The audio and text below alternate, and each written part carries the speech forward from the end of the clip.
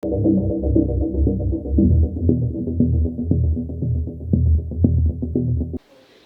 Back नाजरीन। सराई साहब, बात वही चल रही थी कि बहरा रवि से अवाम का पैसा जो ज़ाया किया जा रहा है। अब आप यही देखें, जिस दौर की हम जिस अदवार की हम बात करते हैं, अगर हम नून लीग की बात करते हैं तो सबसे पहले उन्होंने कहा जी कौमी सासे भेज दो, स्टील मिल भेज दो, PIA जो है फ्री में ले लो, कोई हमें वो क्या कहते हैं हम पल्ले से पैसे दे के उसको भेज देते हैं। उसके बाद अगर अपने जरदारी साहब आए, उन्होंने भी कहा जी कौमी सासे भेज दो। अब हमेशा से कौमी असासे बेचने का एक अलमिया चलता आ रहा है। जब अगर हम क्या कहते हैं इमरान खान साहब की हुकूमत की बात करते हैं, उन्होंने कभी भी कौमी असासे बेचने का नहीं कहा। उन्होंने कहा यार जॉइंट वेंचर करते हैं, रूस के साथ जॉइंट वेंचर करते हैं, चाइना के साथ जॉइंट वेंचर करते हैं, 51% पार्टनरशिप हमारी होगी, 49 वो उनकी होगी, वो चलाएं, आके हमें भी सरमाया कमा के। हमेशा से एक अलमिया, अब ये सारे वो क्या कहते हैं इकट्ठे हो गए हैं, जितने भी इस मुल्क को बेचने वाले थे वो सब इकट्ठे हो गए हैं, सब चोर मिल गए हैं स्ट्रेट फॉरवर्ड। क्योंकि जब कौमी सासों की आप बात करते हैं, आपका घर ही कोई बेचना शुरू कर देगा तो उसके ऊपर क्या बात हम करेंगे। अब जितने भी लोग थे जो कि क्या कहते हैं पहले, क्योंकि नवाज शरीफ साहब बेचना चाहते थे, जरदारी साहब कहते थे मैंने बेचना, इस वजह से वो मुखालफत कर देते थे। जरदारी साहब बेचना चाहते थे तो नवाज शरीफ साहब मुखालफत करते। अब सब इकट्ठे हुए कि आप समझते कि अब कौमी सासे बिक जाएंगे।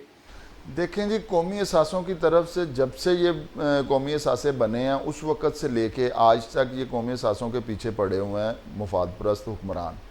अब जब हुक्मरानों को ये अंदाज़ा होता है कि जी सबसे ज़्यादा फ़ायदा जो है वो इन हुक्मरानों को होना है, क्योंकि इन्होंने ही ख़रीदने होते हैं, चाहे वो पार्टी या अगली कोई और सामने नामज़द करके इन्होंने जो है वो अपने असासे जो हैं वो सारे के सारे इनके ख़रीदने।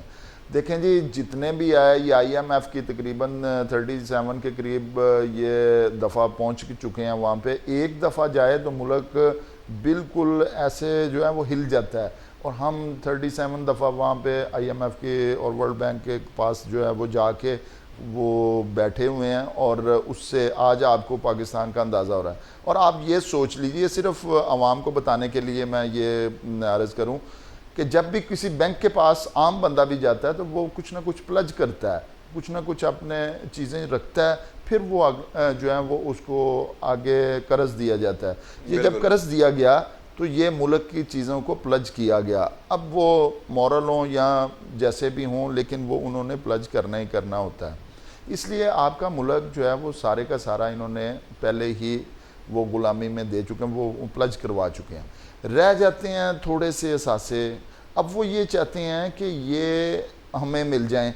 अब इसको अगर आप देखें तो ये ना तो पाकिस्तान के दूसरों की दुश्मनी की ज़रूरत नहीं है, तभी आजकल कोई हमें कोई दुश्मन नज़र नहीं आ रहा। देखें बात भी तो ये चीज़ करते हैं कि कौमी असासे कमा नहीं रहे, कौमी असासे कमा नहीं रहे। रेलवे की अगर हम बात करते हैं या हम देखें कौमी असासों को किसने कमाना है और किन के फ़राइज़ हैं, ये हुकूमत का फ़र्ज़ होता है कि ये कौमी असासे जो हैं उसमें से फ़ायदे में जाएँ। और जब आप देखते हैं, आप एक नॉर्मल आपकी जो अदारे भी हैं, अदारे से लेके कौमी असासों के वो वर्कर्स तक देखें, आपको कोई काम करता हुआ नज़र नहीं आएगा। दुनिया में कोई ऐसा मुल्क नहीं है जो पे करे, जो तनख्वाह दे, मुराद दे और वहाँ पे काम ना हो। लेकिन हमारा एक नया ही वो जो है वो एक सिलसिला है कि आप किसी भी ऑफिस में चले जाएं, किसी भी दफ्तर में चले जाएं जो सरकारी हो, जो कि गवर्नमेंट के अंडर आता हो, वहाँ पे काम करने को हराम समझा जाता है।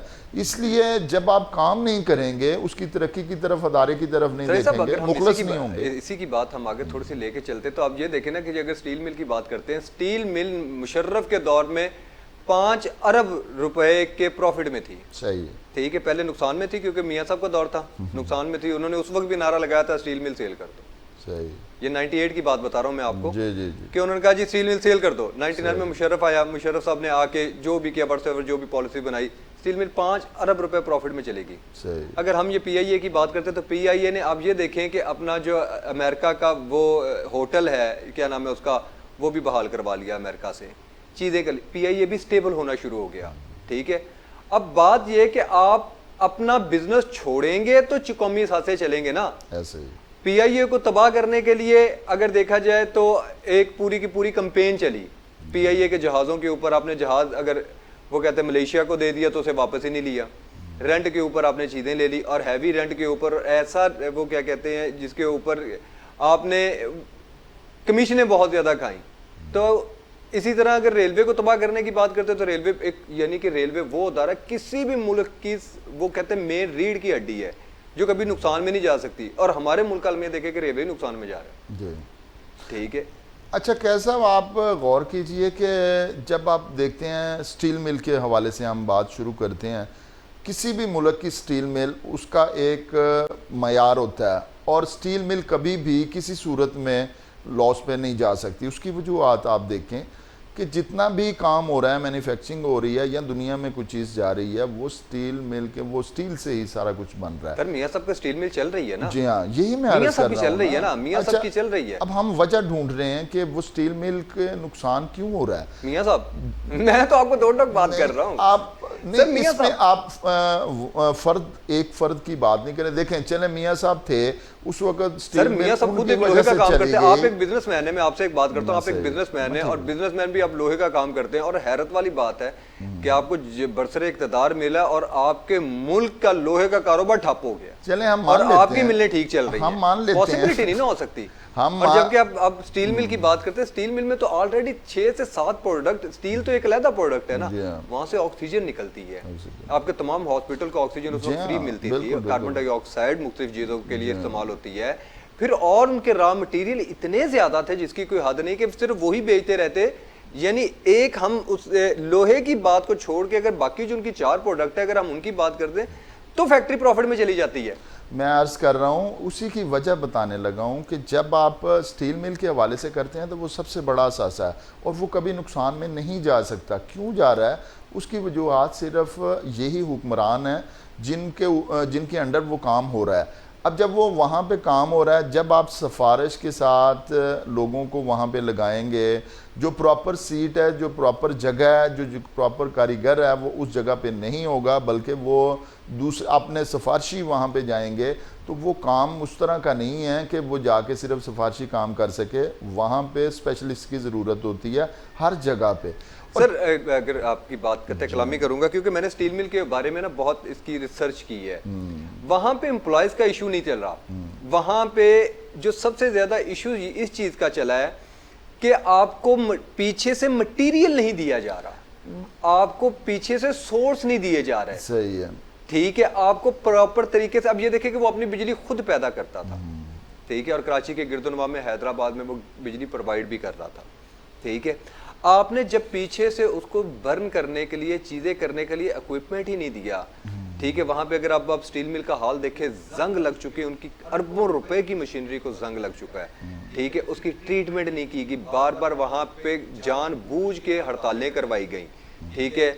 इसके अलावा वहाँ का जितना, अगर आप ये देखें कि वहाँ के जो लवाजमात थे, अगर जब उनको उनके मुलाजमीन को नहीं दिए गए, ठीक है, तो इस वजह से धड़ाड़ ज्यादा पैदा हुआ। वरना तो स्टील मिल, मैंने इसके ऊपर जितना भी पढ़ा कि भाई वो तो ऑलरेडी उनके मुख्तलिफ इलाके अगर वो वैसे ही रेंट के ऊपर देते ना, जितना उसके पास एरिया है, ठीक है, वो मुख्तलिफ जगहों पे रेंट पे दे देते, एग्रीकल्चर को देते या दूसरी चीज़ों को देते, तो वहाँ से बहुत ज़्यादा पैसा जनरेट अवाम उनकी अपनी जो एम्प्लॉयज़ है वो पैदा कर सकते थे। उनके कई एम्प्लॉयज़ ने बहुत से प्रोजेक्ट भी दिए कि भाई हम इस सेक्टर को अगर कहते हैं तो ऑन कर लेते हैं। हुकूमत को बहुत से प्रपोजल्स भी गए हैं, लेकिन हुकूमत उसके ऊपर आई नहीं है, जानबूझ कर नहीं आई। अच्छा, ये जो मामला वहाँ के वर्कर्स का है ना, वर्कर्स का मामला ये है कि बहुत सारे वहाँ पे वर्कर्स ज़्यादा हैं, अभी भी ज़्यादा हैं, वो मराहत बहुत ज़्यादा ले रहे हैं, हालांकि वो फैक्ट्री जो है वो लॉस में जा रही है। सर वो तो हर डिपार्टमेंट में आ गया ना, जानबूझ के भर्तियां ज़्यादा नहीं होता दुनिया में। 400 बंदा रखना है तो उन्होंने 4000 बंदा रखा, सिफर एक, वो तो कहते हैं हमने एक सिफर बढ़ाया। कैसे साहब, दुनिया में ऐसे किसी मुल्क में नहीं होता कि आपका कोई भी अदारा जो है वो लॉस में जाए, लेकिन आप मुलाजमीन उतने ही रखें और वो भी आप अपनी मर्जी से, मतलब अगर एक भी मुलाजम जो है वो आप गलत रखते हैं तो आप समझ जाइए कि आप उस अदारे के साथ मुखलस नहीं हैं। और वो दूसरी बात यह है कि यही आप जब स्कैंडल निकलता है तो वो चेयरमैन का निकलता है, वो वहाँ के जो जितनी बड़ी सीटें हैं वो उनका निकलता है। तो ये वजूहात हैं जो कि स्टील मिल पे, और इसकी सारी की सारी जिम्मेदारी जो है वो हुकूमत पाकिस्तान पर है। और हुकूमत पाकिस्तान कौन है? वो आपके वज़ीर आज़म और उसकी काबीना है। अब रैकुटेक की बात कर लें, चलो ये तो छोड़े, रैकुटेक की बात कर लें, ठीक है, एकदम से मेरे ध्यान में आ गया। रैकुटेक पाकिस्तान का बहुत बड़ा प्रोजेक्ट है के ऊपर, आप क्या समझते किसकी वजह से वो तबाह हुआ था, किसकी वजह से फाइन पड़े थे? नहीं, जब आप रेकोटीन की बात कर लेते हैं तो ये इस तरह के बहुत से मामलात जो है ना इस जगह पे सर सोना निकलना था, मैं तो वैसे ही मैं क्योंकि ये अभी क्योंकि इसका मसला अभी पीटीआई की हुकूमत में रिजॉल्व इस तरह तो तेल भी निकला था वो उस वक्त भी, वो लोहा भी निकला था जब मियां साहब ने जाके शहबाज शरीफ साहब ने बाद में कहा जी लोहा निकला ही नहीं है। नहीं अब अच्छा लोहे की बात मैं आपको बताता हूँ कि लोहे की चिन्योट से लेके मियाँ वाली तक के जो अभी भी लोहा है, लेकिन मैं आपको इनकी नाअहली की बात फिर वही आ जाती है, नाअहली की बात कि चिन्योट से लेके और वहाँ तक का लोहा, लेकिन इनको ये अंदाज़ा नहीं है कि जब ये बोरिंग करेंगे और वहाँ से लोहा निकालेंगे तो वो बहुत कीमत पड़ेगी जो आजकल के माहौल से। अब ये वो है जब बिल्कुल आपके पास लोहा दुनिया में ख़त्म हो जाए उस वक़्त आपके पास एक ख़जाना है, लेकिन अगर इस हाल के वक़्त में अगर उसमें से निकाला जाता है तो वो आपको ज़्यादा कीमत में पड़ेगा, उससे आप इंपोर्ट भी करने में जितना है उससे बल्कि डबल से भी ज़्यादा उसकी कास्ट आती है। जब आपको ये अंदाज़ा हुआ कि कास्ट है तो फिर शोर मचाने की क्या ज़रूरत है? तो ठीक है, में क्या हुआ था? अच्छा रेकोटीन वाला जो सिस्टम है वो भी मैंने आपको अंदाज़ा बता रहा हूँ कि ये शोर ज़्यादा मचाते हैं और काम कम करते हैं। कोई भी अदारा होगा, एक छोटा सा काम किया जाएगा उस पर शोर ज़्यादा बढ़ जाएगा।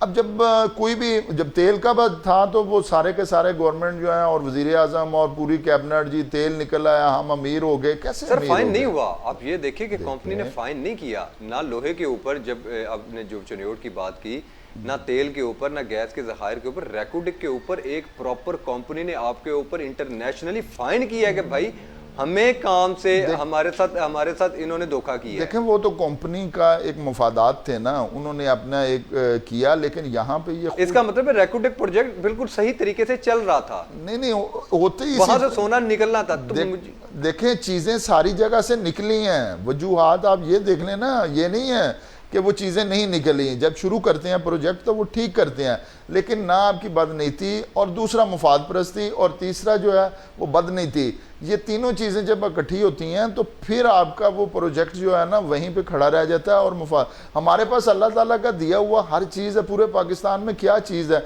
जब आप किसी दूसरे अगर रिसर्च करते हैं हमारे पाकिस्तान में, सॉरी कतई कलामी क्योंकि ब्रेकअप, हमारे पाकिस्तान में अल्लाह का दिया हुआ सब कुछ है। जी नहीं है तो वफादार लीडर नहीं है, बिल्कुल ईमानदार लीडर नहीं है। अल्लाह ताला ने सब कुछ पाकिस्तान को दे दिया। ये चीज अल्लाह ताला ने ना, वो कहते हैं हमारे ऊपर एक नासूर बन के हमारे मुल्क को दे दी है। इंसान को जी अल्लाह ताला ने दो रास्ते दिए हैं, एक सही का एक गलत का। अब और ऊपर से दे दी है कि आप जिधर चाहें वो चले जाएं और हमारे ज्यादा तीसरा आने नहीं दिया। हमारे पास दो ही रास्ते, एक तरफ नवाज शरीफ आ जाता है, एक तरफ जरदारी आ जाता है, तीसरा रास्ता आया था ठीक है, वो देने नहीं दे रहे। चले खैर, वो भी अब क्या कहा जा सकता है, कौन ईमानदार है, कौन किस तरह की हुकूमत जिस तरह की ब्रेक सब आवाम देख रहे हैं। नाज़रीन एक छोटा सा ब्रेक लेंगे, ब्रेक के बाद वापस आते हैं।